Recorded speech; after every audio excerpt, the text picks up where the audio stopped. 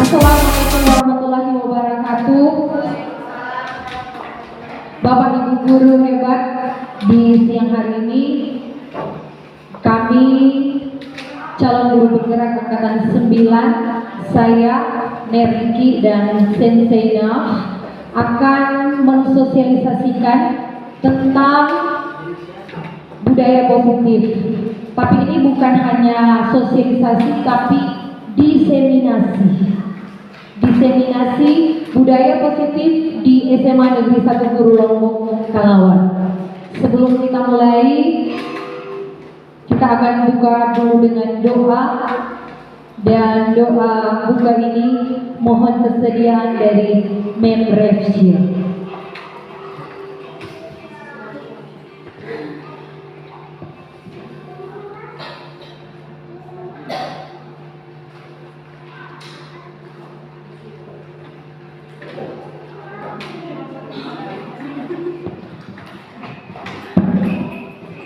Mengawali aktivitas kita pada siang hari ini, mari kita berdoa.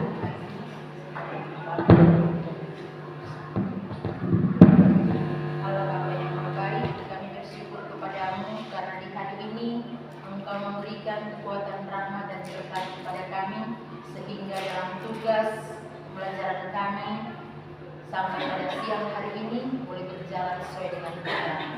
Dan saat ini kami akan mengikuti diseminasi dari teman-teman kami calon guru penggerak bagaimana menghadirkan budaya positif di sekolah kami.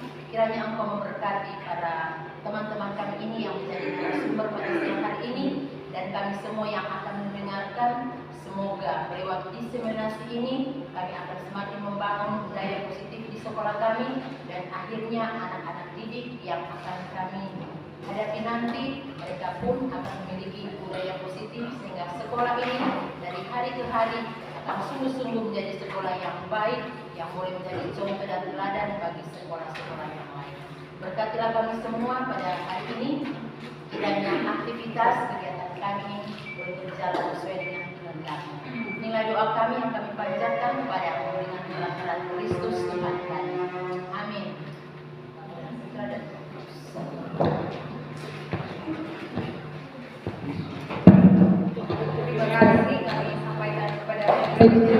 Yang sudah mengantar kita dalam doa, dan selanjutnya kita akan mulai dengan materi budaya positif. Jadi di sini ada 6 konsep budaya positif yang akan kami bagikan kepada Bapak Ibu guru ketika kami mengikuti pendidikan guru penggerak. Ada materi ini dan itu akan kami share kepada Bapak dan Ibu bagaimana penerapan budaya positif di sekolah. Dan untuk yang pertama kami berikan kesempatan kepada Bapak Riki Warkala SPDGR untuk menyampaikan budaya positif dari 2 konsep. Yang pertama yaitu disiplin positif dan motivasi perilaku manusia berhubungan dengan hukuman dan pelanggaran. Kepada Neriki kami persilahkan.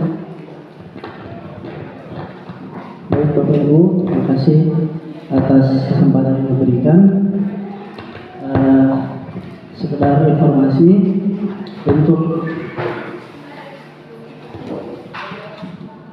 informasi untuk materi budaya positif ini, kami bertiga sudah melakukan beberapa penerapannya di dalam kelas kami maupun di sekolah. Nah, saat ini saya akan membawakan materi yang pertama tentang disiplin positif. Kira selama ini apakah Bapak Ibu sudah menjalankan penerapan mendisiplinkan siswa? Apakah sudah benar atau tidak? Itu akan kami pelajari hari ini.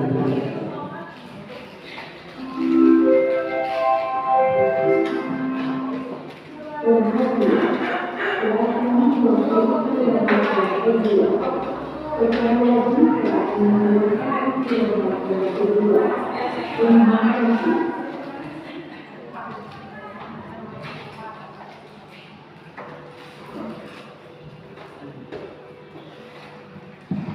baik. Untuk mohon izin Bapak Ibu untuk menjaga konsentrasi kita. Saya mohon kerjasamanya. Ketika saya katakan selamat pagi, semua bertepuk tangan satu kali. Ketika saya katakan selamat siang, semua bertepuk tangan dua kali. Ketika saya katakan selamat sore, semua bertepuk tangan 3 kali. Dan ketika saya berkata selamat malam, tidak perlu tepuk tangan. Oke, kita coba ya. Selamat pagi. Selamat sore. Selamat malam. Berarti masih konsentrasi ya. Oke, kita akan masuk pada materi yang pertama tentang disiplin positif dan nilai-nilai kebajikan universal.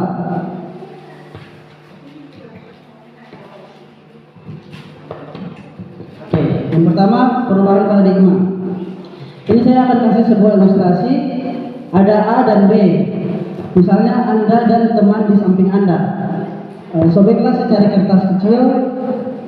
Sekarang sobeklah secari kertas kecil, salah satu saja. Kalau duduk berdua berarti salah satu saja yang sobek kertas kecil. Sudah? Sudah? Cik. Masalahnya Mem Nancy dan Mem Cynthia. Salah satu sobek kertas kecil. Yang sobek kertasnya, silakan genggam kertasnya. Anggaplah kertas itu adalah sesuatu yang sangat berharga untuk Anda. Kemudian letakkan salah satu tangan Anda dan genggam benda tersebut dengan segala daya.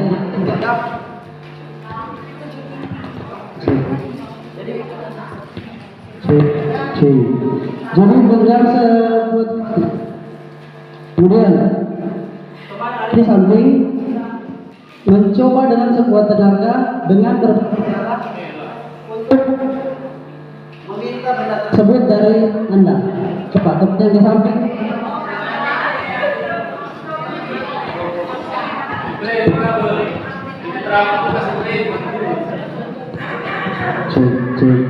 Sudah? Yang teman B juga bisa membujuk sampai dia memberikan. Coba. Teman yang B mungkin bisa membujuk. Sudah? Membujuk atau mengancam. Oh, bisa mengancam juga ternyata. Mengancam, menghardik, merayu, menyuap, apa saja yang dapat membuka kepalan tangan teman Anda. Ya. Apa yang terjadi? Bukan. Pengertian genggam, anggaplah itu benda yang paling berharga di pengertian hidup. Begitu. Ketika orang yang ada di samping ingin mengambilnya, bagaimana tanggapan Anda? Oh, ini tidak berlaku untuk yang suami istri ya. Tidak berlaku untuk suami istri. Nah, sekarang kita lihat siapa sesungguhnya yang memiliki kontrol. Nah, di sini kita mencoba mengubah orang agar berpandangan sama dengan kita. Ini orang yang memegang tadi. Kemudian teori kontrolnya, kita berusaha memahami pandangan orang lain tentang dunia. Kemudian yang kedua, perilaku buruk dilihat sebagai suatu kesalahan. Seperti tadi misalnya intimidasi atau berusaha mengambil barang daripada teman yang di samping tadi. Semua perilaku, teori kontrolnya, semua perilaku memiliki tujuan. Kemudian orang lain bisa mengontrol saya. Teori kontrolnya, hanya Anda yang bisa mengontrol diri Anda. Contohnya tadi, ketika kita menggenggam benda yang berharga di dalam kita, mau sekuat apapun orang berusaha untuk mengambil, kita tidak akan memberikannya. Kemudian pemaksaan ada pada saat rujukan gagal. Teori kontrolnya, kolaborasi dan konsensus menciptakan pilihan-pilihan yang baru. Kemudian yang terakhir, model berpikir menang atau kalah, teori kontrol atau teori pilihan dan model berpikir menang. Ya, kita lanjut.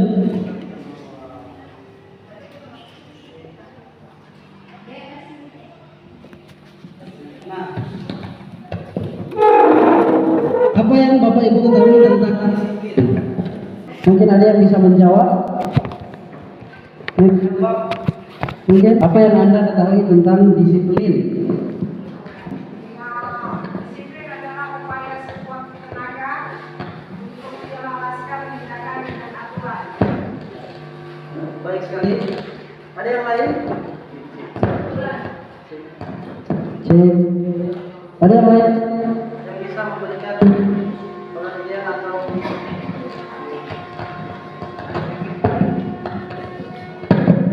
cek. Nah, di sini disiplin artinya dari disiplin adalah belajar. Makna dari kata ini berkonotasi dengan disiplin diri dari Socrates dan Plato. Disiplin diri membuat orang menggali potensinya, tujuan apa yang dia hargai. Namun dalam budaya kita, makna kata disiplin ini sering terjadi di sekolah berubah menjadi sesuatu yang dilakukan seseorang pada orang lain untuk mendapatkan kepatuhan. Kecenderungan umum adalah menghubungkan kata disiplin dengan ketidaknyamanan, bukan dengan apa yang kita hargai atau pencapaian suatu tujuan mulia. Nah, Bapak Ibu, mungkin selama ini kita sering mendisiplinkan siswa. Misalnya saya kasih contoh, ketika siswa terlambat, kita akan memberikan hukuman berupa misalnya ambil sampah, pungut sampah, atau lari keliling lapangan dan lain-lain. Nah, disiplin seperti itu bukan motivasi intrinsik dari dalam dirinya. Artinya begini, kalau misalnya dia tidak termotivasi dari dalam dirinya, itu hukuman, dia melakukan disiplin hanya karena menghindari hukuman atau ingin mendapat pujian dari guru, seperti itu. Dan itu sebenarnya di dalam dunia pendidikan atau di sekolah khususnya itu tidak dianjurkan memberikan hukuman seperti lari keliling lapangan dan lain-lain.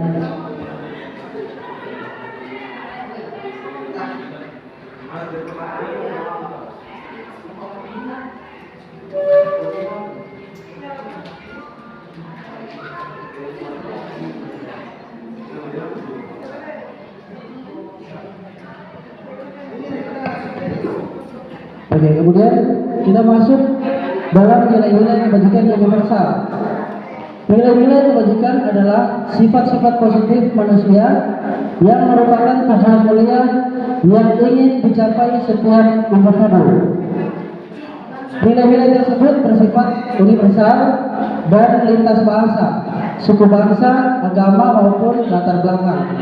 Setiap perilaku atau perbuatan memiliki suatu tujuan. Menurut Dr. William Glasser pada teori kontrol pada tahun 1984.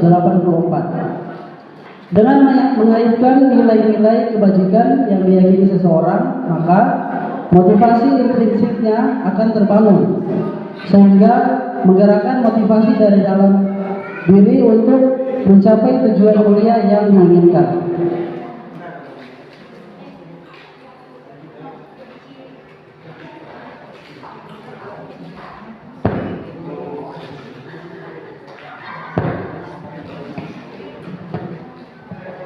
Oke, Bapak Ibu kita lanjut. Ini adalah contoh teori motivasi perilaku manusia. Yang pertama, untuk menghindari ketidaknyamanan atau hukuman, ini sudah saya jelaskan tadi. Apa yang terjadi apabila saya tidak melakukannya? Nah, itu adalah motivasi eksternal atau bukan dari dalam dirinya.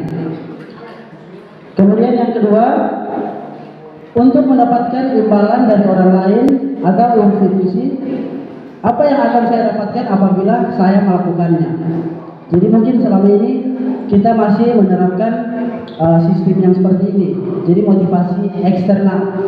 Kebanyakan dari kita ketika siswa terlambat, kita akan memberikan punishment atau hukuman. Kemudian untuk menghargai diri sendiri. Jadi ini yang disarankan atau diajukan. Saya akan menjadi orang seperti apa bila saya melakukannya. Dan ini motivasi internal dari dalam dirinya sendiri.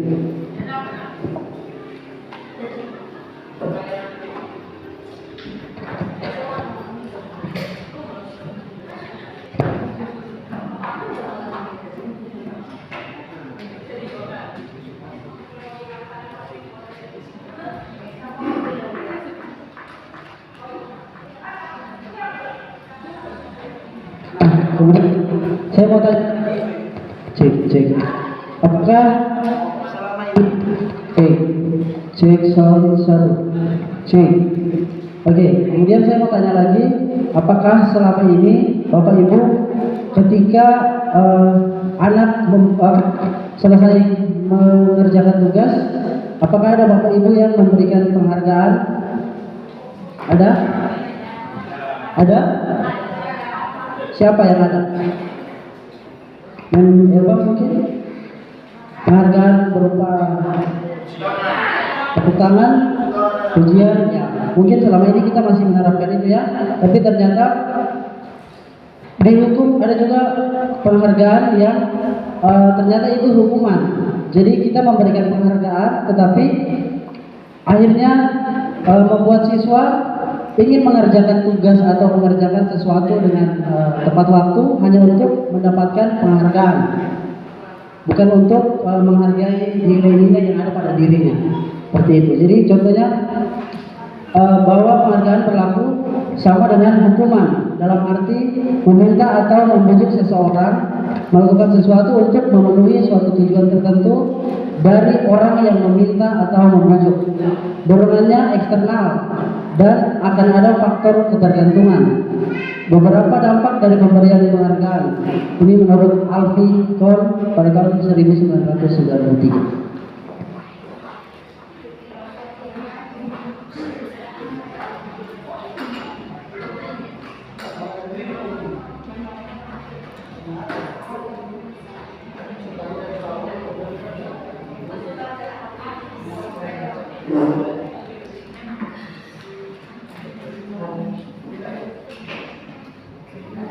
Nah, Bapak Ibu, ini adalah beberapa contoh tindakan guru yang dilakukan di sekolah. Ini saya minta pendapat dari Bapak Ibu, apakah ini termasuk dalam hukuman atau konsekuensi. Yang pertama, Bapak Ibu boleh dengar? Mencatat 100 kali di dalam buku kalimat, saya tidak akan terlambat lagi karena terlambat di sekolah. Ini adalah salah satu contoh hukuman di sekolah. Kemudian yang kedua, lari mengelilingi lapangan basket 2 kali karena terlambat hadir di sekolah. Nah, ini sering sekali kita lakukan. Murid diminta untuk push up 15 kali karena tidak menggunakan masker ke sekolah. Kemudian menggantikan kertas tugas teman yang telah tercoret-coret. Dia memberikan tumpahan air di meja tulis karena tersenggol pada saat belajar. Murid disuruh untuk mengenakan sepatu seharian di sekolah karena murid disuruh untuk tidak mengenakan sepatu seharian di sekolah karena tidak mengenakan sepatu hitam. Ini juga sering terjadi di sekolah kita. Kemudian lari mengelilingi lapangan basket 2 kali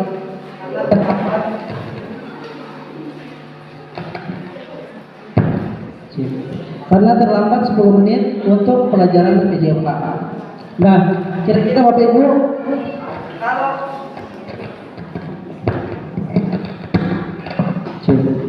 kira-kira dari ke-6 tindakan guru ini, yang mana yang termasuk dalam hukuman atau konsekuensi? Yang di belakang bisa membaca? Sundi, Memfiti? Semua termasuk dalam hukuman dan enggak, ini pilih salah satu, hukuman atau konsekuensi. Hukuman, push up, apalagi? Menulis 100 kali, apalagi? Tidak memakai sepatu hitam. Hukumannya seharian tidak memakai sepatu. Masih ada?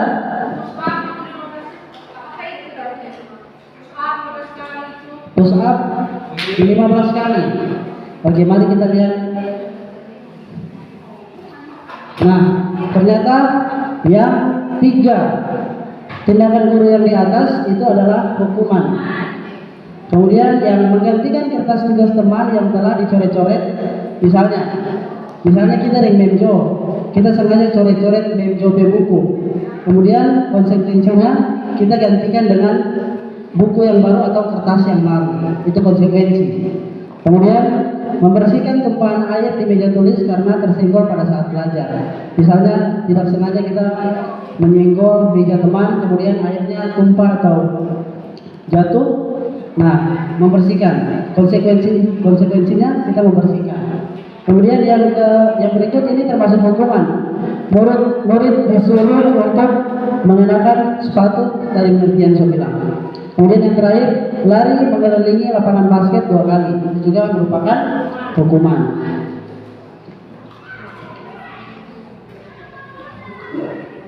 Nah, ini perbedaan hukuman dan konsekuensi. Hukuman adalah sesuatu yang menyakitkan, harus terjadi. Kemudian konsekuensi adalah sesuatu yang harus terjadi. Jadi apa yang kita lakukan, konsekuensinya ini. Misalnya kayak tadi, kita tidak sengaja menjatuhkan botol minumnya Mem Joyce, konsekuensinya kita harus membersihkan meja itu konsekuensi. Kemudian hukuman itu bersifat paksaan, sedangkan konsekuensi bersifat stimulus atau tanggapan. Kemudian hukuman mendorong anak menyakiti diri sendiri, sedangkan konsekuensi mendorong anak agar mudah menyesuaikan diri. Kemudian hukuman konsep diri yang buruk, konsekuensi konsep diri yang baik.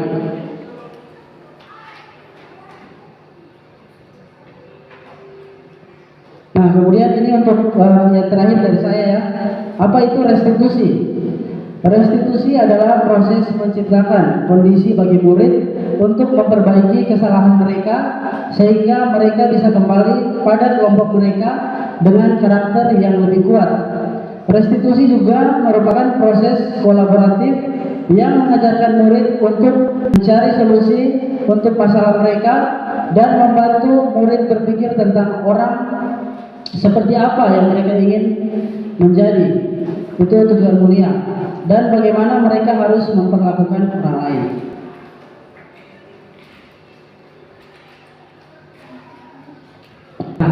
Nanti ada penerapan segitiga restitusi dan 5 posisi kontrol akan dibahas oleh Mem Joyce atau Sensina. Terima kasih.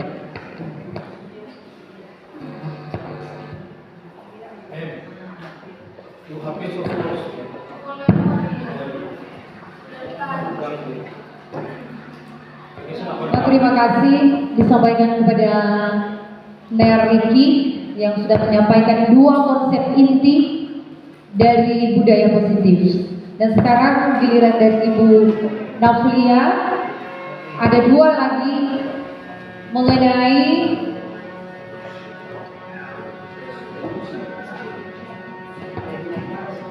keyakinan sekolah atau keyakinan kelas dan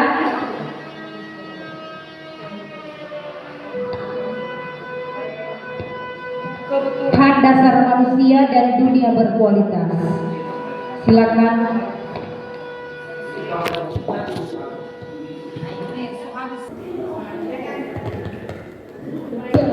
Bapak Ibu guru, kita akan melanjutkan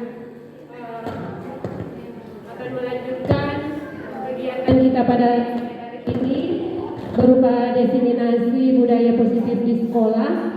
Tapi perlu Bapak Ibu guru ketahui bahwa kami bertiga ini bukan untuk menggurui, bukan karena bukan karena kami mendapatkan tugas untuk mendiseminasikan materi ini berarti kami sudah tahu segala-galanya. Kami ingin berbagi dengan Bapak Ibu karena nanti juga kita bisa diskusikan solusi-solusi apa yang akan kita lakukan di sekolah kita untuk menerapkan budaya positif. Bapak Ibu guru, perlu kita ketahui bahwa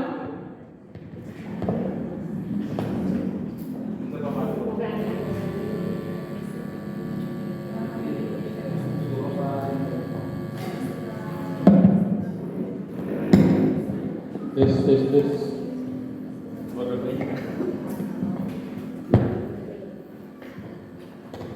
Oke Bapak Ibu guru, materi yang akan saya bawakan sekarang ada hubungan kebutuhan dasar manusia dan keyakinan kelas.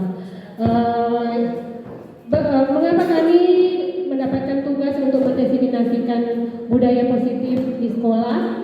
Karena berasal dari pemikiran pendidikan kita, Bapak Ki Hajar Dewantara, mungkin aku filosofi pendidikan dari Bapak Ki Hajar Dewantara. Ada dari Bapak Ibu guru yang bisa membantu kami untuk mengingatkan apa itu filosofi pendidikan menurut Bapak Ki Hajar Dewantara. Ada yang bisa mengingatkan? Ada 3 fitan, ada, ya termasuk itu kan yang sering. Oke, jadi itu yang Ibu guru agama ada sebutkan tadi, memorable, bahwa ada 3 teori yang disampaikan oleh Bapak Pendidikan. Nah ini ketiga konsep yang disampaikan Bapak Ki Hajar Dewantara berakar dari dia punya filosofi. Saya mau menyebutkan supaya Bapak Ibu guru juga mengingat ya. Kami juga waktu mendengar ini filosofi kaget sekali, ternyata filosofinya seperti ini yang selama ini orang yang tak terlalu paham. Nah menurut ada sumbernya bahwa filosofi pendidikan dari Bapak Ki Hajar Dewantara bahwa pendidikan yang sesungguhnya adalah membawa para siswa itu, membawa anak-anak kita, menuntun anak-anak kita mencapai kodrat mereka, ya, menuntun anak-anak kita untuk mencapai tujuan hidup mereka sesuai kodrat yang mereka miliki, baik kodrat alam maupun kodrat zaman. Nah kalau bilang menuntun mereka sesuai dengan kodrat, berarti anak-anak kan orang manusia ini punya kodrat, baik orang maupun anak-anak punya kodrat keberadaan mereka masing-masing.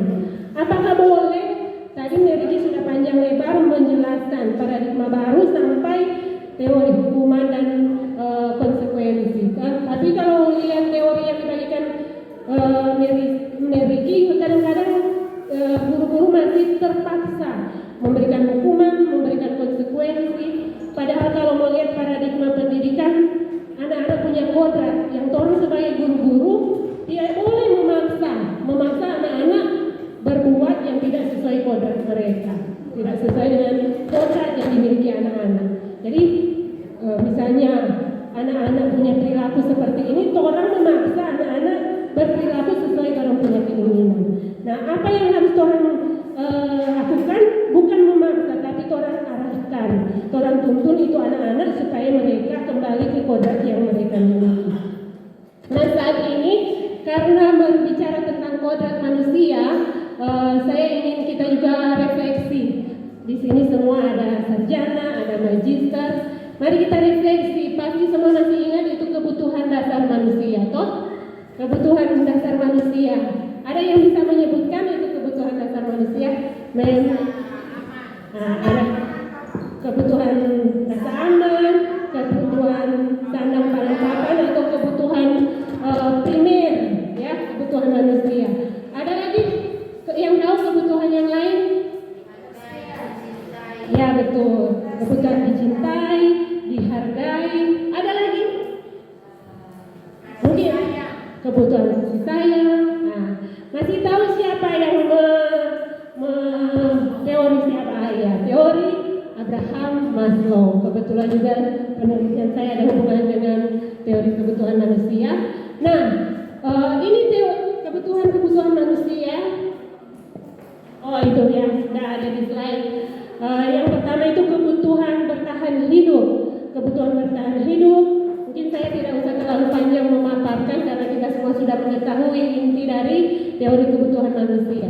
Nah, selanjutnya Joyce boleh? Ada kebutuhan kasih sayang dan rasa diterima, tadi sudah disampaikan. Baru selanjutnya ada kebutuhan pengakuan atas kemampuan. Lanjut ada kebutuhan akan pilihan atau kebebasan, ya. Masing-masing kita punya kebutuhan untuk bebas, merasa bebas melakukan apa yang kita mau untuk lakukan. Nah, itu untuk kebutuhan manusia. Anak-anak kita juga para siswa seperti itu. Mereka sebagai manusia yang punya kodrat, mereka punya kebutuhan masing-masing. Nah, salah satu yang menjadi kebutuhan dari anak-anak kita itu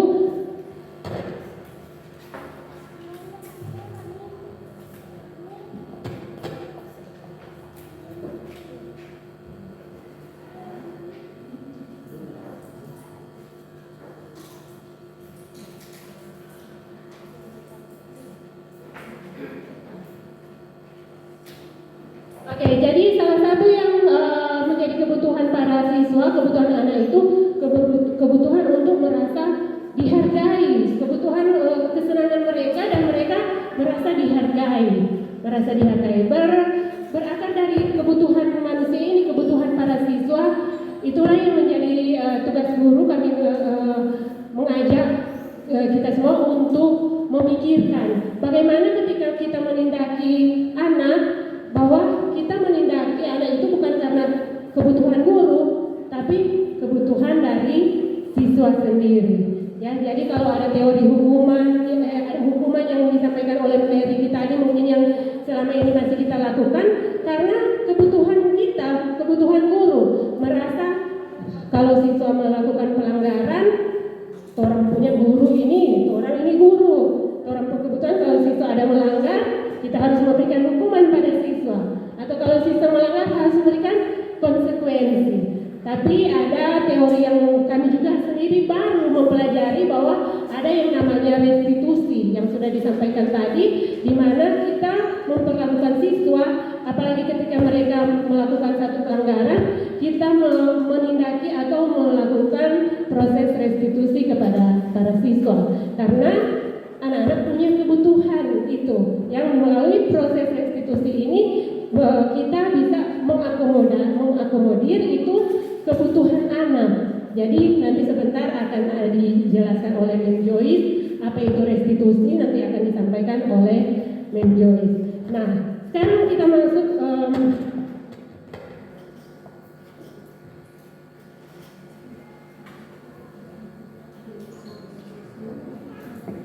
dari kebutuhan manusia, kebutuhan para siswa.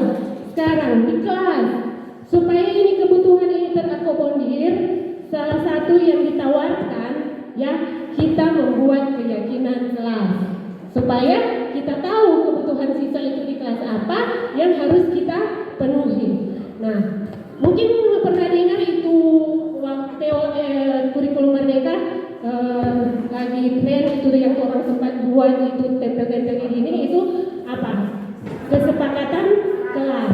Tapi sekarang juga di paradigma mulai berubah, bukan lagi kesepakatan kelas, tetapi keyakinan kelas atau keyakinan. Dari yang Mary dijelaskan tadi ada itu yang apa itu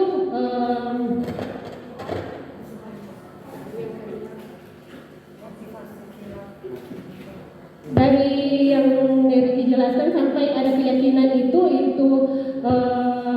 apa yang orang inginkan dari orang punya diri itu yang akan menjadi satu keyakinan di dalam apa yang diinginkan oleh siswa itu yang akan menjadi keyakinan di kelas. Nah, contohnya kalau dulu kesepakatan misalnya kalau orang bikin kesepakatan di kelas nih, kalau datang terlambat sudah bisa masuk, itu masih kesepakatan toh. Tapi keyakinan memang harus ditumbuhkan di dalam diri para siswa bahwa ada keyakinan yang mereka pegang di saat kita membuat satu aturan di kelas. Keyakinan bukan karena konsekuensi akan terjadi, konsekuensi. Jadi misalnya kita membangun keyakinan kepada siswa bahwa ketika awal kelas kita buat keyakinan ya. Saya sudah mencoba membuat misalnya kita buat keyakinan kelas. Anak-anak, adik-adik, ini salah satu contoh keyakinan nih. Kalau terlambat, kira-kira nilai apa yang bisa kalian ambil kalau kalian tidak datang terlambat? Jadi kalimatnya harus positif, harus positif. Jadi kalau orang misalnya biasanya bilang kalau kalian terlambat, sekarang kita buat kalimat yang positif. Kira-kira menurut keyakinan adik-adik dari hati nurani kalian, kalau kita datang tidak terlambat ke kelas, ada makna apa? Toh, ada makna apa? Itu yang akan kita gali dari para siswa. Jadi mungkin yang saya coba, mungkin ada yang menyebutkan keyakinan. Oh, coba saya mau tanya dulu, Mem Elba, yang meyakini kalau datang tidak terlambat ke kelas, ada nilai apa di situ? Kalau tidak terlambat, Datang. berarti dia mendapatnya baik, nilainya baik. Nilai apanya? Kalau ada hubungan dengan ya, iya, nilai di karakter kita ya. Jadi kita ambil dari nilai karakter. Ada nilai apa kalau datang tidak terlambat? Menghargai waktu, Iya, menghargai waktu, menghargai guru, menghargai teman. Oh, atau kedua, kalau kalian yang saya buat ya, kalau kalian di kelas tidak bermain handphone saat belajar, kira-kira apa yang kalian yakini nilai yang terkandung dari sikap seperti itu, tidak bermain handphone di jam pelajaran. Ya, dari sini sebelah sini ada Mem Cynthia. Kira-kira kalau kita tidak bermain handphone saat belajar, ada nilai apa yang terkandung di dalam situ? Fokus, Konsentrasi terhadap belajar. Ada lagi pendapat lagi Neferi? Pas. Ada pendapat lain yang boleh mau kasih pendapat? Kira-kira kalau tidak bermain handphone di saat jam belajar, ada nilai apa yang terkandung di situ? Nilai positif apa memang? Iya. Tapi kalau pembelajaran lewat handphone. Tapi kalau kan ada juga yang menyalahgunakan handphone di saat belajar, mereka bermain game.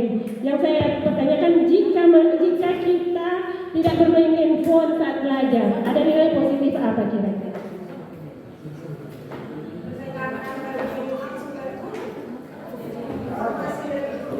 Yang mendengarkan informasi dari guru, ada manfaat nggak untuk orang punya diri? Apa manfaatnya? manfaatnya ya tujuan yang guru sampaikan, misalnya informasi Jadi tadi itu satu-satu nih.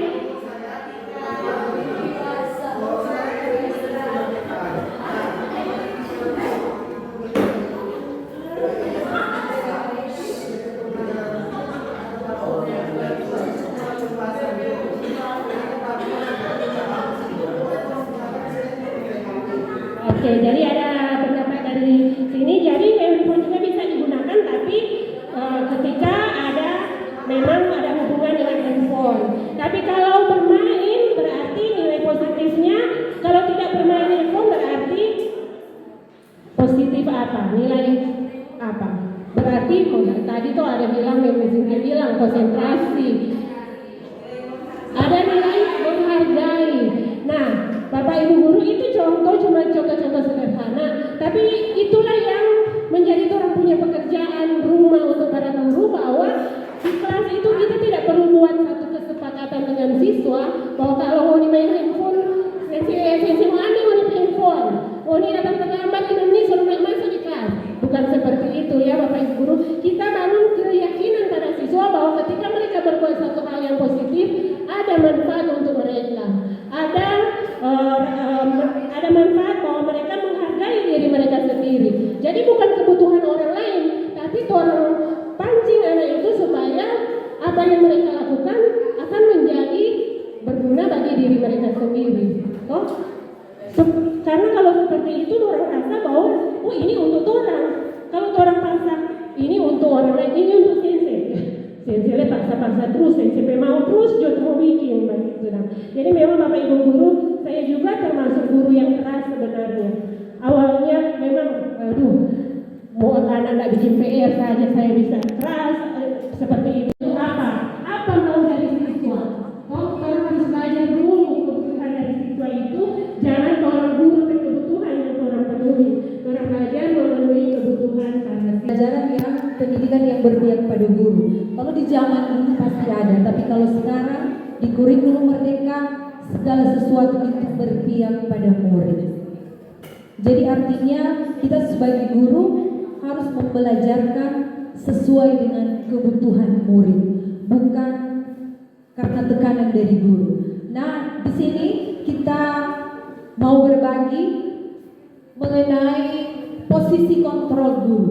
Jadi posisi kontrol guru di sini, mungkin ini ada pembaca kan Bapak Ibu? Boleh dapat baca? Soalnya warna merah.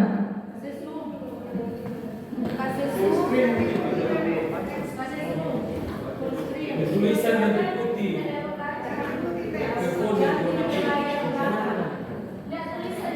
Telepon gitu. Tunggu deh Bapak Ibu, sayang.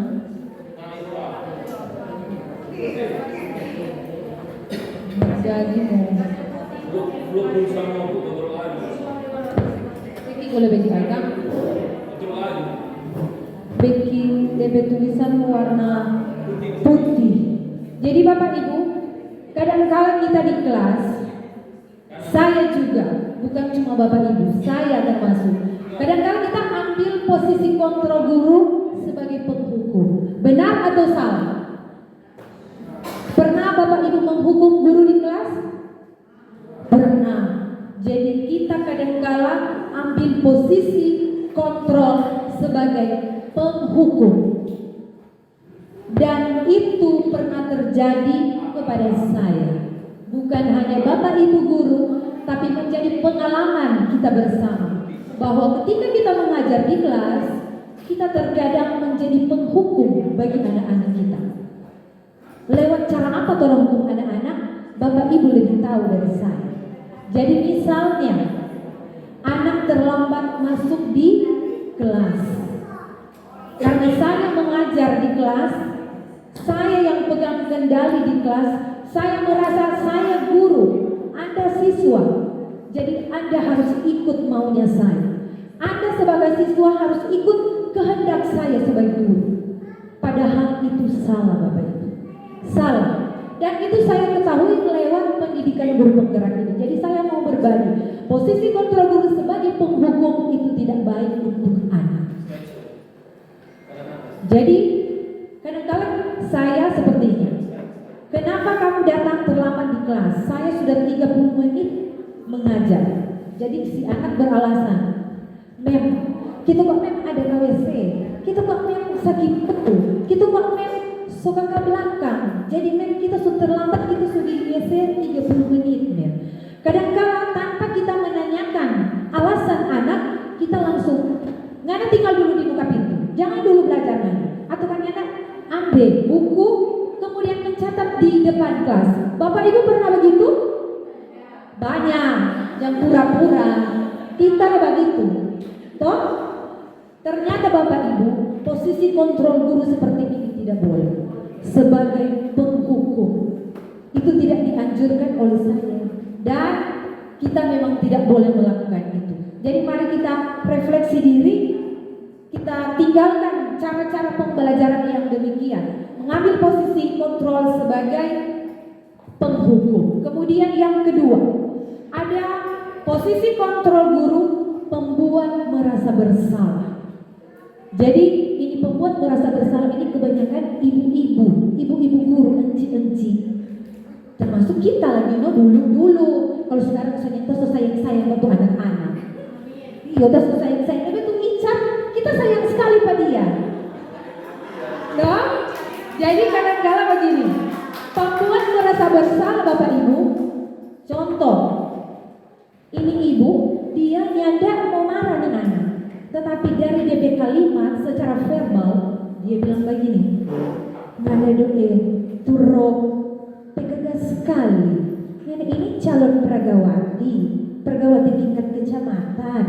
DP kata lembut sekali dia mau bilang, tapi menusuk. Itu nih boleh, siapa? Membuat anak merasa bersalah. Posisi kontrol ini tidak boleh Bapak Ibu. Kalau orang membuat anak merasa bersalah, otomatis di kelas, di anak ini tidak lagi bisa belajar fokus. Jadi pada dalam hati dia kurang bawa gini.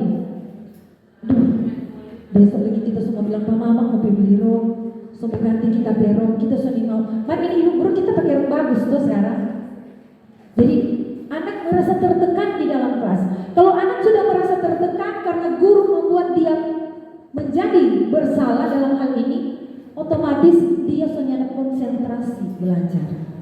Jadi alangkah baiknya kita tinggalkan posisi kontrol guru sebagai pembuat merasa bersalah. Jadi kedua nih kontrol guru yang orang boleh pakai. Yang ketiga sebagai teman. Nah, di sini pasti ada Bapak Ibu guru yang mengambil posisi kontrol guru sebagai teman. Banyak di sini kita tahu itu encik-encik yang masih muda-muda, dorang dan itu bapak-bapak guru yang masih muda, dorang karena dorang anak-anak SMA. Kebanyakan orang ambil ini kan posisi kontrol guru sebagai teman. Jadi orang making orang sebagai teman. Kadangkala karena sudah lalu jarak, sudah lalu dekat, teman. Kadangkala dia curhat, orang lagi sudah jadi curhat pada dia. Padahal kita guru. Sebenarnya apa-apa kalau menurut saya. Tetapi sebagai guru kita harus tahu, kita tidak boleh selalu mengambil posisi kontrol guru ini sebagai teman. Karena nanti satu waktu ketika anak ini membuat pelanggaran, ketika dia melanggar keyakinan kelas, kira-kira Bapak Ibu guru mau tegur bagaimana Pak dia? Karena orang sudah jadi teman, sudah lalu dekat, otomatis kan dia sudah terlalu respect dengan orang teguran. Karena kadang-kadang posisi kontrol guru ketika dia menyampaikan sesuatu, misalnya Ricky, jangan pakai sepatu hitam. Karena jadi teman, akhirnya si Ricky beralasan, aduh mem, kita gak bersepatu basah. Biar sudah. Karena posisi kontrol guru sebagai teman. Ketika dia mau menegur, suara begitu, itu Bapak Ibu. Karena teman. Kadang-kadang juga di antara guru, karena orang sebatang sekali, walaupun salah, orang Sony mau menegur. Kadang-kadang seperti itu. Jadi bukan cuma terhadap siswa. Kalau Pak kita tidak berlaku itu kan? Oh, itu posisi kontrol di luar orang terkendali. Posisi kontrol sebagai hubungan kekeluargaan. Ada Pak Martin? Kalau kita Ya. posisi kontrol sebagai teman itu sangat penting. Bukan tidak bisa tegur ketika orang dalam posisi sebagai teman. Saya pernah melakukan begini. Waktu dia terlambat masuk, berarti kan terlambat masuk kelas itu kesalahan. Kalau orang mengambil posisi sebagai kontrol guru, bisa orang kasih hukuman pada dia. Keluar kan? Terlambat, bisa kan? Yang itu sebagai penghukum. Karena kita ambil posisi sebagai teman, tapi dia kasih reward walaupun dia melakukan kesalahan. Caranya gini, waktu dia masuk dia sudah terlambat, kita bilang ke teman-teman kasih aplaus pada dia. Karena dia yang terbaik, walaupun terlambat, dia masih sempat masuk kelas. Dibandingkan teman-teman lain, dia jauh keluar dari kelas. Nah, kita beri aplaus untuk Bapak Martin. Jadi itu bagus Pak Martin. Tidak mengapa kita berteman dengan anak didik kita. Itu wajar. Kita berteman dengan siapa saja. Tetapi yang jadi masalah, kebanyakan kalau jadi teman, kita menegur anak. Kadang-kadang orang suara kita mau tegur karena sudah jadi teman. Dan ada lagi yang Ner Martin bilang tadi, memberikan reward. Nah, itu ada pembelajaran juga dari kegiatan ini. Untuk pemberian reward atau penghargaan, saya berikan sedikit. Itu bagus, tetapi dalam jangka waktu pendek. Kalau pemberian reward atau penghargaan dalam jangka waktu panjang, panjang Bapak Ibu. Misalnya anak pintar, ketika dijanjikan kamu akan mendapatkan penghargaan juara 1, Anda akan mendapatkan di sana ya uang 500.000. Ini misalnya.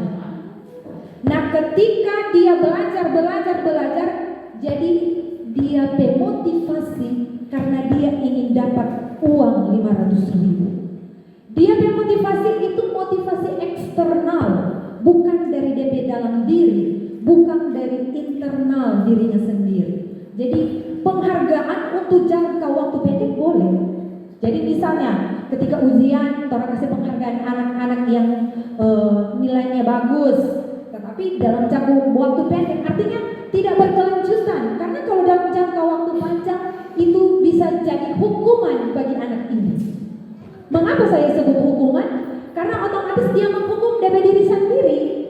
Karena dia tidak lagi belajar karena dia termotivasi dari dalam diri, melainkan dari DP keinginan ini untuk dapat hadiah, untuk dapat penghargaan, dan itu tidak baik untuk anak.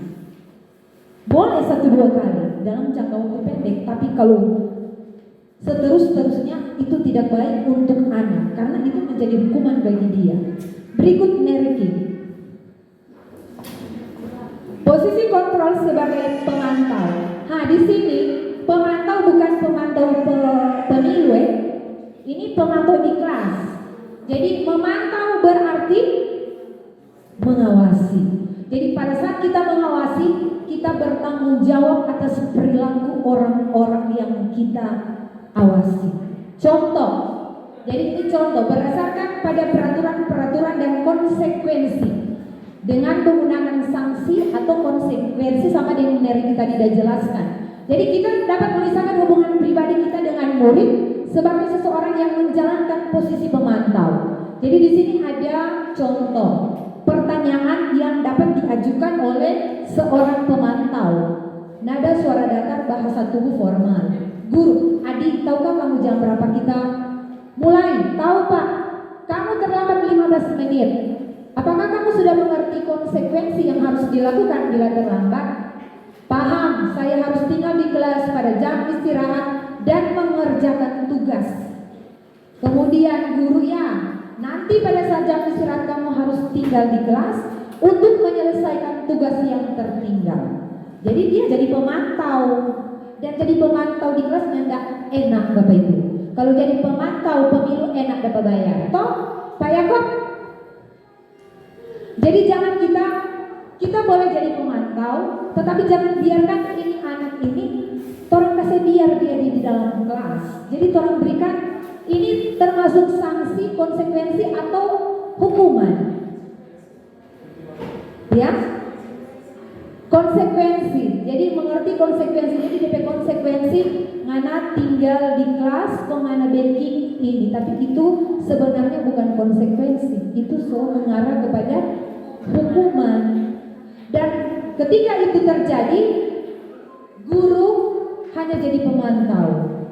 Alangkah baiknya Bapak Ibu guru, ketika kita membelajarkan anak di kelas, kita jadi boleh jadi manajer. Yang dapat baca kan Bapak Ibu, ini posisi yang terakhir. Jadi posisi manajer ini yang terakhir dalam posisi kontrol guru. Mengapa saya menyatakan bahwa dari kelima posisi kontrol guru ini yang paling bagus kita terapkan di kelas? Ambil posisimu Bapak Ibu guru sebagai manajer.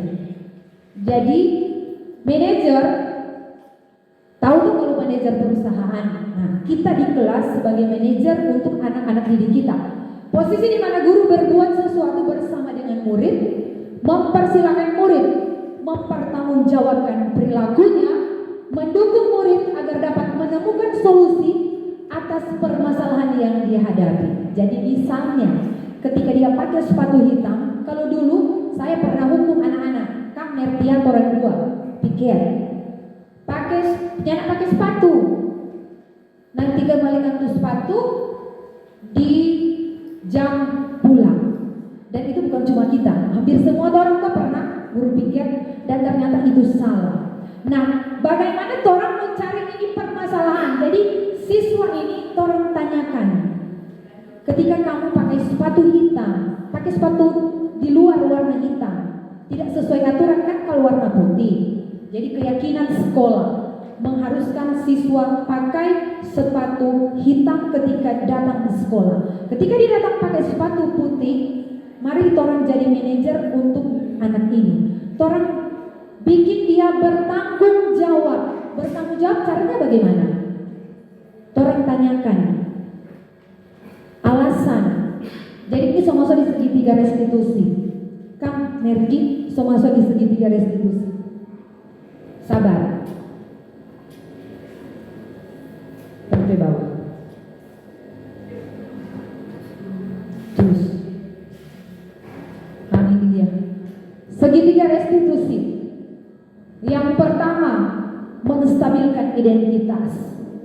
Bagaimana cara kita sebagai guru menstabilkan identitas? Jadi tadi Neriki dan Sensei Naf bilang restitusi adalah proses apa Neriki kalau ada baca kita? Menciptakan kondisi bagi murid untuk memperbaiki kesalahan. Nah, sebenarnya ini segitiga restitusi ini DP tujuan membelajarkan anak belajar dari kesalahan. Karena apa? Semua kita pernah melakukan kesalahan. Jadi sebagai manajer hal pertama yang harus saya tanyakan kepada siswa seperti ini. Ricky, semua orang pernah melakukan kesalahan. Tidak ada orang yang tidak melakukan kesalahan. Jadi semua melakukan kesalahan termasuk saya. Sekarang Ricky, apa kesalahan? Jadi kira-kira seperti itu pertanyaan seorang manajer. Jangan langsung, oh ada ini dia, pakai sepatu putih, gak kesel pakai sepatu putih. Bukan begitu Bapak Ibu Guru. Kalau kita dulu begitu, tapi ternyata sekarang nyadar. Cepat, ngambil sepatu, angkat tuh, piwang di sana, simpan di gudang. Itu tolong jaga backing tuh Bapak Ibu. Ternyata itu tidak boleh. Seharusnya posisi kontrol guru itu sebagai manajer. Pertama, orang menstabilkan dulu DP identitas, kasih stabil. Orang tanyakan dulu, orang bilang dulu, tidak sempurna itu semua manusia pernah melakukan kesalahan. Apalagi banyak sekali kesalahan. Kemudian, ini segitiga restitusi membantu murid memiliki tujuan. Disiplin positif, memulihkan dirinya setelah berbuat salah. Nah, terus yang tadi Merki, menstabilkan identitas. Yang kedua, memvalidasi tindakan yang salah. Sama yang tadi kita bilang, Meriki apa menghadapi kesalahan. Jadi Ricky kira-kira seperti apa Pak Meriki mau bilang? Kesalahan ketika memakai misalnya ini kita sebagai sepatu putih. Nah, jadi seperti itu. Jadi sebagai manajer tanya lagi begini. Karena Ricky sebagai sepatu putih, solusinya bagaimana? Alasannya apa? Kemudian solusinya supaya berikutnya nak pakai sepatu putih bagaimana? Pakai sepatu biru. Berikut kita janji sudah pakai sepatu putih lagi. Alasan solusi. Kita pakai sepatu hitam masuk. Oh, dia pakai sepatu hitam basah karena dia dapat kontar. Dia tahu gimana. Jadi alasan sepatu hitamnya basah dan kalau solusinya karena basah berarti dia jemur, bukan masih basah. Jadi sepatu hitam dijemur. Kalau misalnya pelanggaran yang lain bukan sepatu hitam, dari tadi cuma sepatu. Coba baju dulu. Kalau terlambat kira-kira orang sebagai manajer orang mau bikin bagaimana tuh anak? Orang mau tanya, ada yang tahu? Menstabilkan identitas. Bagaimana kira-kira kalau dia pakai seragam rok sota pendek-pendek? Kira-kira seperti apa orang mau bilang? Bapak Ibu Guru, ada yang boleh jawab? Martin, wali kelas, ini wali kelas mana? Kita mau tanya pelanggaran yang agak lebih berat. Pelanggaran apa? Ayo boleh. Pelanggaran yang berat macam begini yang terjadi di SMA ini, kalau dia datang dengan mabuk, Apa yang terjadi? Anak yang datang dalam keadaan sempurna. Oh, yang lalu kita ada uruskan. Waktu kita masih wakil kesiswaan. Hah? Jadi Bapak Ibu, yang pertama torang mau baking, seharusnya yang torang mau baking tadi bukan siram air langsung buang di laut. Nyana itu. Jadi bukan Bapak Ibu. Yang pertama torang mau baking, stabilkan identitas anak dulu. Bukan berarti torang siram pada dia. Tidak. Sebagai manajer, torang panggil tuh anak. Kalau Merveri bicara kita suka. Panggil tuh anak, kau bicara akan. Suruh duduk, bicara. Dia bicara bagaimana? Pak Martin? Dia tahu, kita lebih tahu. Ada, kita tahu. Jadi begini. Ketika kita menstabilkan seorang anak yang mungkin lagi fly, disilakan duduk. Kita memberikan, kita cari dulu ini anak ini siapa kan DP nama, DP keluarga dari mana kan? Jadi yang tadi kebutuhan dasar manusia. Mungkin saja anak ini dia butuh kasih sayang, dia butuh perhatian. Toh anak-anak melakukan pelanggaran, melanggar aturan karena apa? Karena dia tidak terpenuhi DP kebutuhan dasar. Betul atau salah? Anak datang terlambat. Kenapa anak datang terlambat? Karena ada tidak terpenuhi DP kebutuhan dasar. Sama dengan Martin. Mungkin DP kehidupan keluarga, latar belakang keluarga tidak bagus. Jadi anak tidak ada perhatian dari orang tua. Kemudian tidak ada kasih sayang dari orang tua. Jadi artinya orang tua memang suka sediar anak sampai dia mau bikin sesuatu yang menarik perhatian orang, termasuk guru. Dia mau cari perhatian dari guru supaya hari-hari urus pada dia, hari-hari urus. Berikut Nervi. Posisi kontrol sebagai pemantau. Nah di sini pemantau bukan pemantau penilai, ini pemantau ikhlas. Jadi memantau berarti mengawasi. Jadi pada saat kita berkaitan dengan hukuman, kalau berbicara tidak ada lagi hukuman walaupun studi menganjurkan harus ada survei hasil survei seperti Pak yang saya katakan 60% mempengaruhi karakter siswa bisa berubah. Sekarang ini saya pernah tanya waktu ada pembicara pernah kasih materi yang dari UI Jakarta. Waktu saya tanya begini, siswa melakukan kesalahan melebihi ambang batas, apakah orang yang akan dikasih hukuman? Sementara itu pernah terjadi di sekolah-sekolah, bahkan itu belum lama itu terjadi di SMA Kerawaan. Dia membunuh, dia guru. Apakah itu yang mau dihukum? Sementara pemerintah masih masuk dalam penjara. Terima kasih. Ya, kalau sudah hukuman yang pembunuhan itu sudah makan, sudah ranah kepolisian penegak hukum. Ya, kalau misalnya tadi yang bertanya hukuman sampai hukuman atau tidak diberikan hukuman mana yang begini. Kalau ditanya hukuman dapat mendisiplinkan siswa, itu betul. Hukuman dapat mendisiplinkan siswa, tapi mereka disiplin dengan motivasi yang salah. Jadi motivasinya itu untuk menghindari hukuman atau ingin mendapat penghargaan atau ingin mendapat pujian dari teman atau guru. Jadi itu hanya bersifat sementara. Jadi mungkin di besoknya dia masih disiplin, seterusnya dia akan kembali lagi ke setelan pabrik seperti itu. Jadi kayak beda kalau misalnya dia termotivasi dari dalam dirinya, oh ya kita terlambat, besoknya kita mau terlambat karena kita mau terlambat pelajaran, kita menghargai nilai-nilai yang ada kita pikirin, tanggung jawab, disiplin dan lain-lain seperti itu. Iya, jadi motivasinya dari dalam diri dan itu akan bertahan selamanya, bahkan sampai dia lulus sekolah, sampai dia lulus.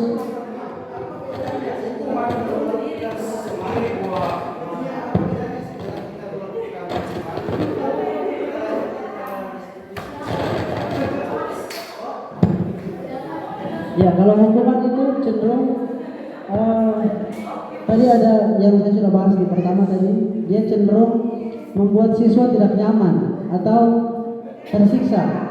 Jadi akhirnya ketika besoknya, misalnya, kalau Ner pernah tanya, kenapa hari ini Anda nggak terlambat? Bisa sering siswa akan menjawab seperti ini, oh kita di bawah pengertian menghukum atau siapa menghukum seperti itu. Jadi itu dia mungkin disiplin, tapi dengan motivasi yang salah, ingin menghindari hukuman. Ya, seperti itu. Kecuali untuk pelanggaran yang sudah memang agak lebih berat, yang sudah bukan ranah kita sebagai guru. Jadi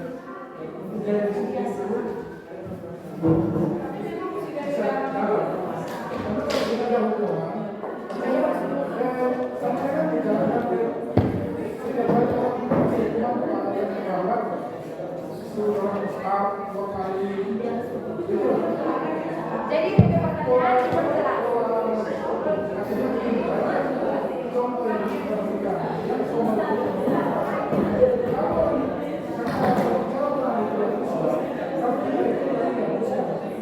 Berikan hukuman sesuai dengan skala hukuman yang berlaku dan jangan melebihi.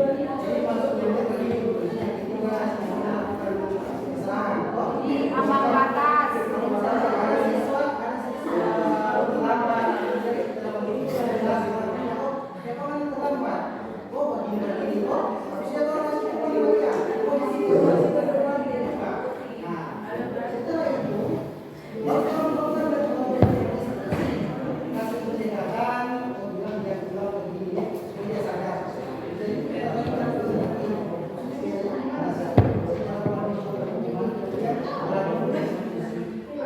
Baik, menanggapi pertanyaan dari Ner Martin dan Septian. Jadi saya juga seorang guru sering berpikir seperti itu. Paradigma yang lama dari orang ini sebagai guru bahwa semua anak-anak punya perbuatan itu harus ada konsekuensi dulu, toh supaya memang mau sampai di restitusi tapi harus ada konsekuensi. Itu kita berpemikiran yang lama sebelum katut orang belajar. Dan setelah dipelajari, setelah kami belajar, memang tidak bisa. Kalau memang orang bertujuan untuk membawa itu siswa kepada kodrat mereka, hindari itu hukuman. Sekecil apapun itu hukuman, mari orang walaupun memang secara manusia sebagai guru orang rasa itu tidak kasih hukuman itu tidak sesuai. Tapi apa yang orang diberikan pengalaman-pengalaman sekarang bahwa coba dulu dengan restitusi. Jangan memberikan hukuman apa-apa, tapi kita coba dengan cara restitusi. Saya sudah mencoba yang dengan Martin. Mungkin ini pengalaman kecil ya. Pengalaman kecil minggu lalu saya masuk di fase F1-2 kelasnya Pak Martin. Anak-anak bilang, Sensei, cowok-cowok lain. Boleh. Berdiri.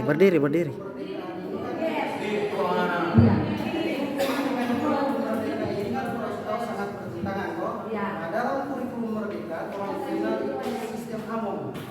Sudah, kita keluar. Paling yang menunjuk kita.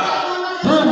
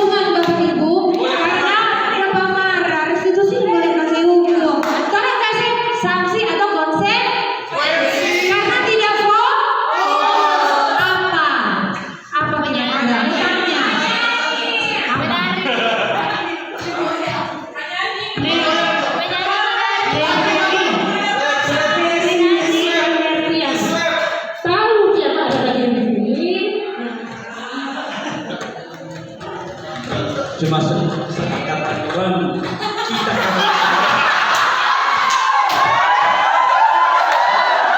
perwakilan kasihan daripada Saya bilang tahu cuma kesepakatan teman-teman. Mesti tahu kenapa berdiri di kami. Kita mau datang ke sini. Karena mau datang semua. Kenapa ada berdiri?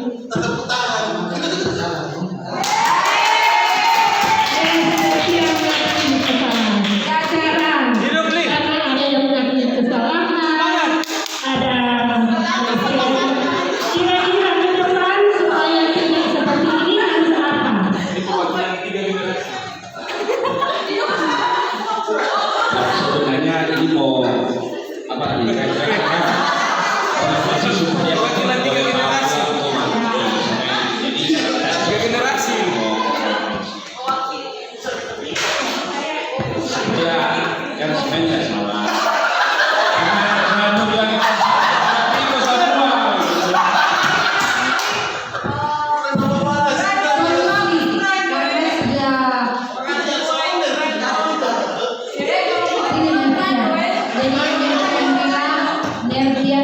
Nerdian sudah berbuat salah karena tidak fokus dalam pembelajaran tadi. Jadi kira-kira dari Nerdian solusi apa yang akan Nerdian lakukan ke depan untuk memperbaiki kesalahan? Jadi solusi saya saya akan lebih fokus.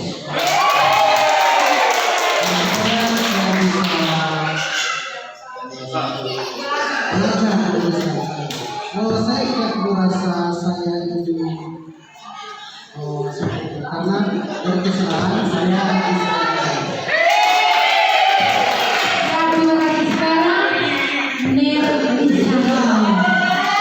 Menurut Nerdian, hal apa yang perlu diperbaiki ke depan dan apa yang akan dilakukan oleh Nerli sebagai siswa ketika membuat kesalahan? Menurut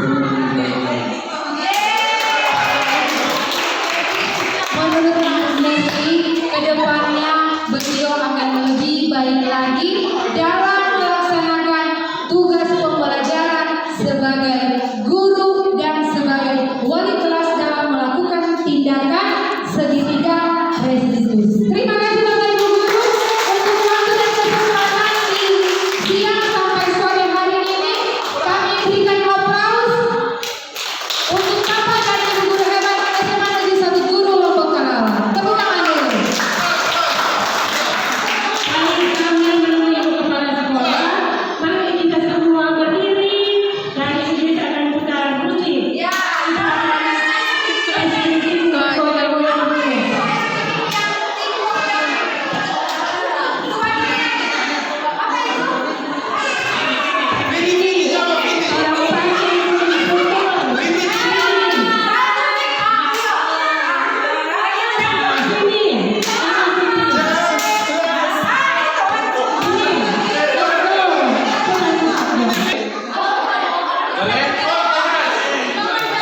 Jongkok senang, berdiri senang, berputar-putar mencari teman.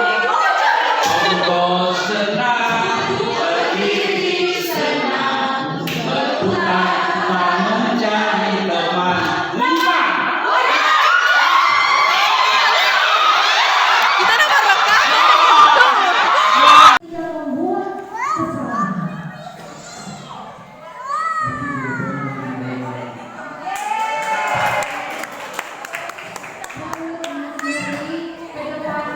Beliau akan lebih baik lagi dalam melaksanakan tugas pembelajaran sebagai guru dan sebagai wali kelas dalam melakukan tindakan segitiga restitusi. Terima